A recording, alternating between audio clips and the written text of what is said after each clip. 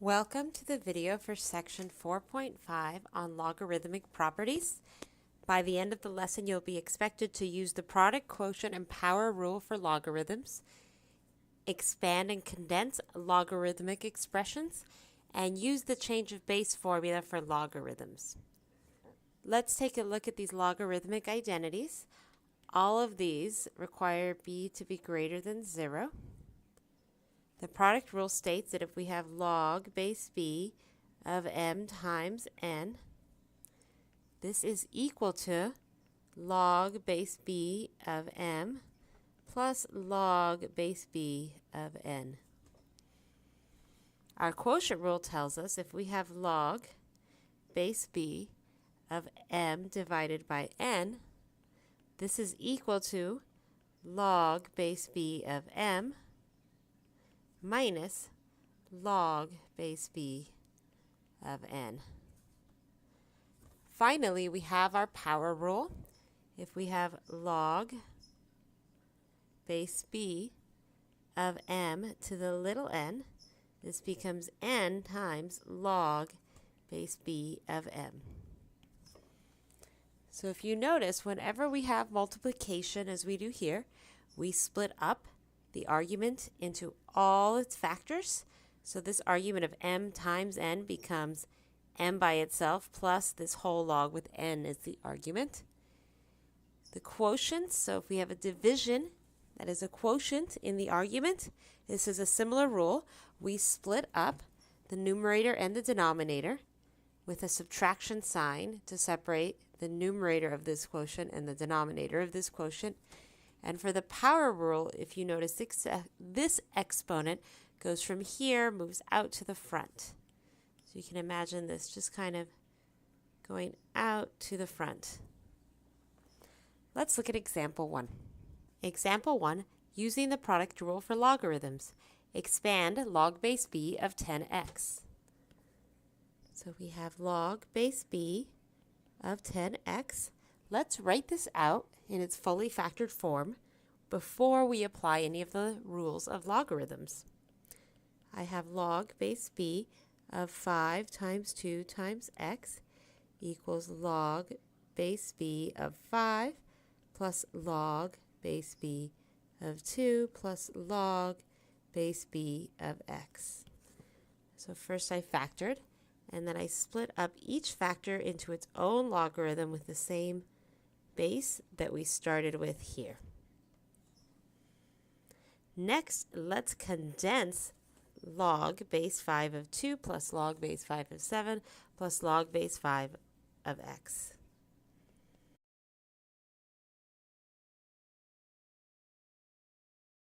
So first, let's combine these two individual logs to obtain log base 5 of 2 times 7 plus log base 5 of x.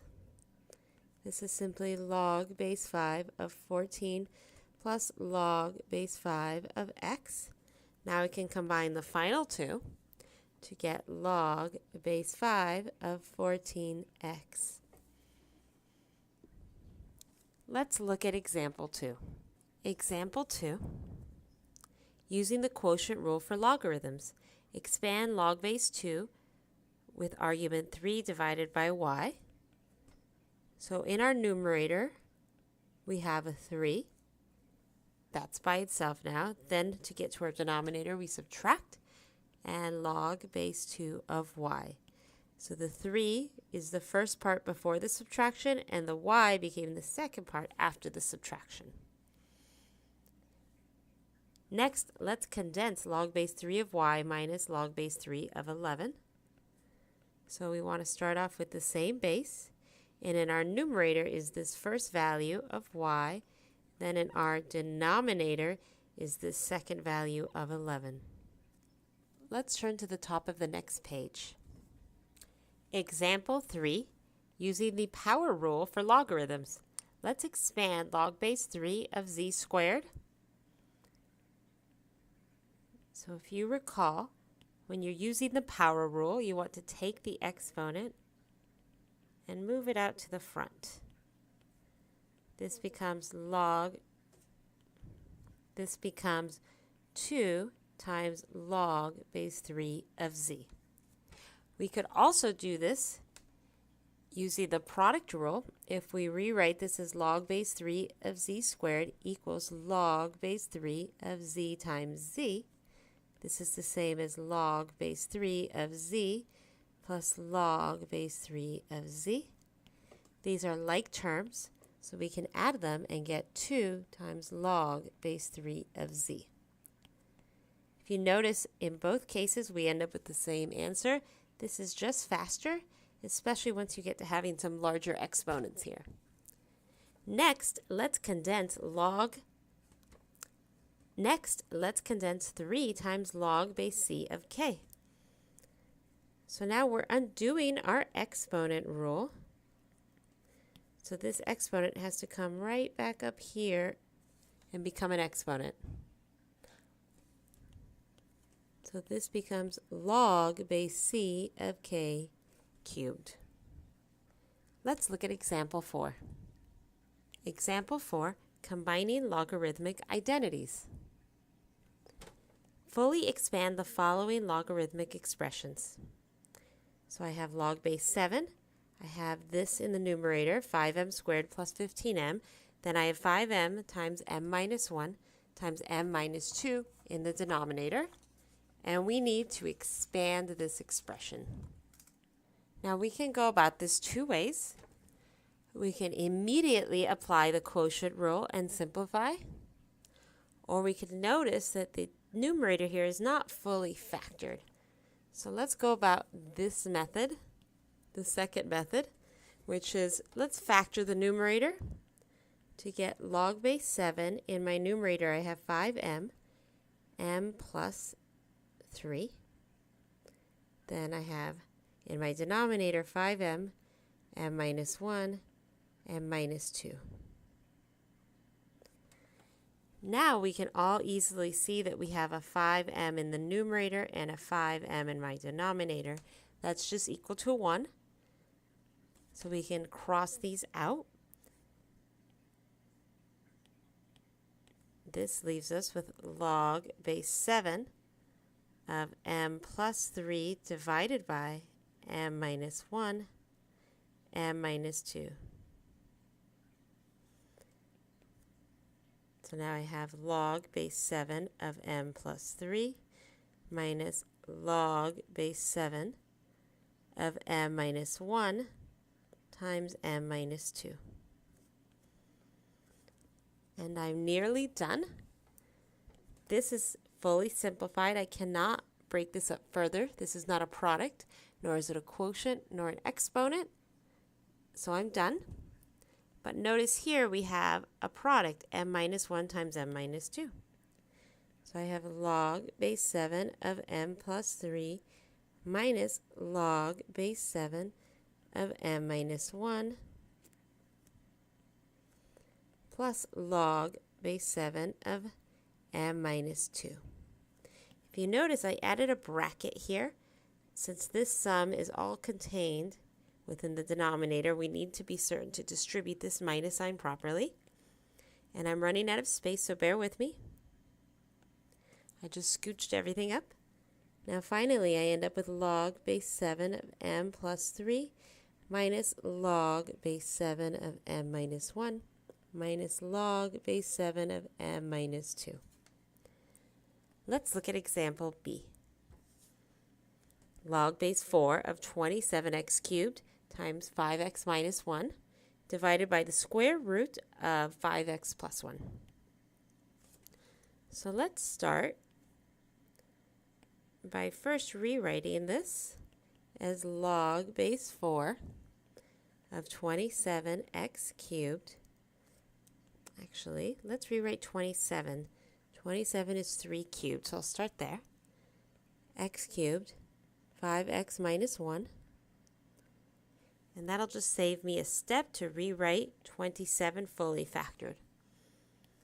Now we have a quotient here, so I'm going to now have a minus sign, then log base 4, then everything inside my denominator within this quotient. Now if you recall the rules of exponents, if you have the square root of a, this is the same thing as a to the 1/2. Furthermore, if you have the nth root of a to the m, this becomes a to the m over n. You need to know these rules. From now on, I'm going to assume that you reviewed them and you know this exponent rule. Where does that leave us in our problem? Well, let's rewrite the square root as 5x plus 1 to the 1/2 power. Now, my numerator needs a lot of work. By numerator, I mean this part, so the first logarithmic expression. I have 1, 2, 3 products, so this is log base 4 of 3 cubed plus log base 4 of x cubed plus log base 4 of 5x minus 1 minus, here all that's left to do is move this 1/2 forward, 1/2 log base 4 of 5x plus 1. Are we done? Well, nearly. We just have to clean up this log and this log since we have an exponent in each. So I have 3 times log base 4 of 3 plus 3 times log base 4 of x plus log base 4 of 5x minus 1 minus 1/2 log base 4 of 5x plus 1. Let's look at the last two examples, part C and part D. Fully condense the following logarithmic expressions. 2 times log of x plus 1/3 log x minus 1 minus log x squared plus 9. Let's move from left to right as we would read. So this is the first to be fixed. We have a number multiplied to the outside, so this will become an exponent. Similarly here, and we have no exponents to undo here. So this becomes log of x squared plus log of x minus 1 to the 1/2 power minus log of x squared plus 9. Now we can keep going. If you recall, this is just the square root of x minus 1. So I have log of x squared times the square root of x minus 1 minus the log of x squared plus 9. Finally, I end up with the log of x squared times the square root of x minus 1 divided by x squared plus 9. And if you recall, since there's no number written here as a base, this is a base 10. Next, let's condense this logarithm. Let's turn to the last page of this section's notes. Change of base formula for positive real numbers m, b, and n, where n and b are restricted in this way, we have log base b of m is equal to log of m divided by log of b, where log is the logarithm with base 10, so the common logarithm. Alternatively, this can also be written as the natural logarithm of n divided by the natural logarithm of b. Let's use this formula in example 5.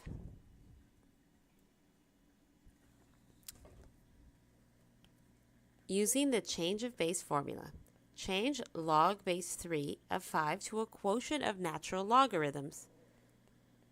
So log base 3 of 5, in my numerator I'm going to have the natural logarithm of 5, and in my denominator the natural logarithm of 3. Let's look at the next part of example 5, that is parts B and part C. Change log 12 to a quotient of natural logarithms. So again, we have log 12. In my numerator, I'm just going to write the natural logarithm of 12. But what about my denominator? Since there's no number here as the base, I know my base is 10. So this is just the natural logarithm of 10.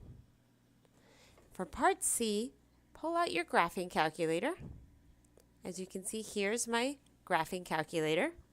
We want to use the change of base formula to evaluate log base 2 of 15.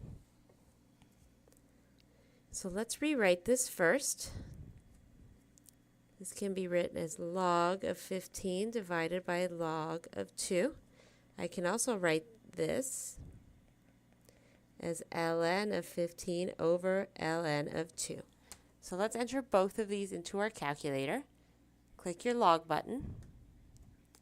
So we have log 15. Let's close that parenthesis, then divide it by log of 2. And we get 3 point. I did not specify rounding, so really quickly, let's round to 4 decimal places. The 4th decimal place would be here at this 8, so I end up with 3.9069. Now let's redo this using the natural logarithm. So natural logarithm of 15 divided by the natural logarithm of 2. And notice we get the same answer. So we get 3.9069. This concludes the lecture for section 4.5.